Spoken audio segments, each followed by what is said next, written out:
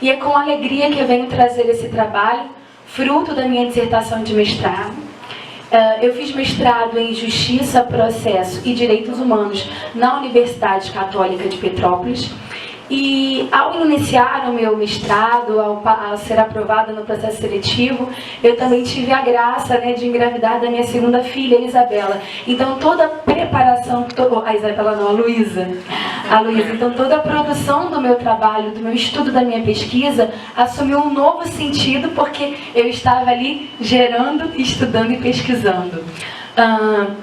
E eu vou falar rapidamente um pouquinho desse trabalho. Bom, esse trabalho eu busquei fazer uma seguinte pergunta. A pergunta que norteou a minha pesquisa é a seguinte: diante da proposta de descriminalização do aborto no Brasil, que já vem ocorrendo desde a década de 50, essa proposta, ela tem aderência com o nosso ordenamento jurídico? É uma proposta que vai ao encontro, efetivamente, da proteção dos direitos da mulher e dos direitos do nascituro? A partir dessa pergunta, eu comecei a estudar o porquê dessa proposta, né, de descriminalização do aborto em âmbito mundial, com reflexos aqui no Brasil. E por isso eu precisei me debruçar sobre essa abordagem geopolítica que foi trazida com propriedade aqui pelo padre José Eduardo, me debruçar sobre essa questão da discussão sobre a incidência, né, sobre a contextualização do controle populacional como uma direção, sob o argumento de que é a partir desse controle que os países vão passar a ser desenvolvidos, vão ser progressistas. Então, essa falácia que foi sendo desconstruída porque se percebeu que o controle populacional não necessariamente, né, vai ensejar o progresso do país e o seu desenvolvimento, e descortinando o que está por trás dessa proposta, que é justamente os interesses políticos e econômicos, né, interesses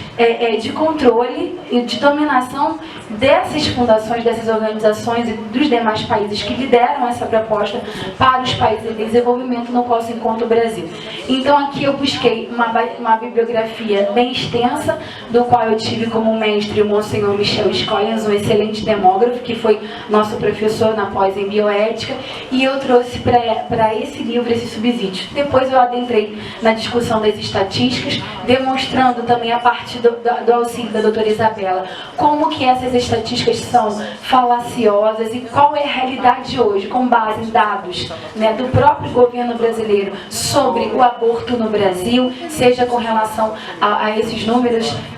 de abortos praticados, com relação à morte de mulheres por ocasião de aborto, demonstrando o seguinte, que em comparação, né, da estatística de aborto no Brasil, com comparação da estatística de aborto nos países que optaram pela descriminalização, que isso muito mais traz malefícios do que benefícios. Por fim, ingressei na questão da discussão do direito, demonstrando que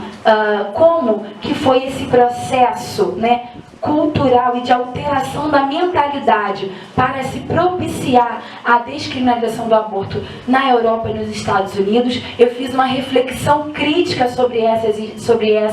legislações permissivas e apresentei também a realidade nos países em que a legislação é restritiva e outras que se tornaram ainda mais restritivas, fazendo assim uma análise comparativa para que a gente possa perceber que a descriminalização do aborto não tem por fim, né, não traz proveitos para uma nação. Após essa visão panorâmica, eu adentrei na discussão jurídica no Brasil, trabalhando um pouco sobre a realidade do Código Penal e entrando numa discussão que é a principal hoje invocada, que é a busca de se tirar a discussão do aborto de uma discussão de âmbito público, do qual o Estado deve sim, né, tutelar, é dever do Estado resguardar e tutelar a vida humana, e essa é a razão de ser do Estado, e essa busca de transferir isso para um âmbito privado para que a mulher possa decidir sobre a vida e a morte do seu filho. Então eu trouxe essa discussão, né, na seara penal. Depois trabalhei sobre a discussão, né, que o próprio professor Felipe falou aqui, que é a tentativa de tirar essa proposta de descriminalização do âmbito do legislativo para levar para o executivo, para para o judiciário. Então eu trabalhei um capítulo próprio falando sobre a judicialização da vida, culminando aí com a DPF 54, que hoje a gente sabe que veio aqui carregada também da ADIM 5581, que também já é objeto de estudo meu. Eu já tenho 2 artigos escritos sobre a temática, e essa ADPF que foi proposta recentemente, que busca descriminalizar o aborto. Então, esse fenômeno da judicialização da vida e do ativismo judicial, ele esclarece o que está acontecendo no cenário político-jurídico do nosso país. E, por fim, eu finalizei o meu livro tratando da questão dos direitos sexuais e reprodutivos, que é a temática hoje que vem justamente tentar inserir o aborto como um direito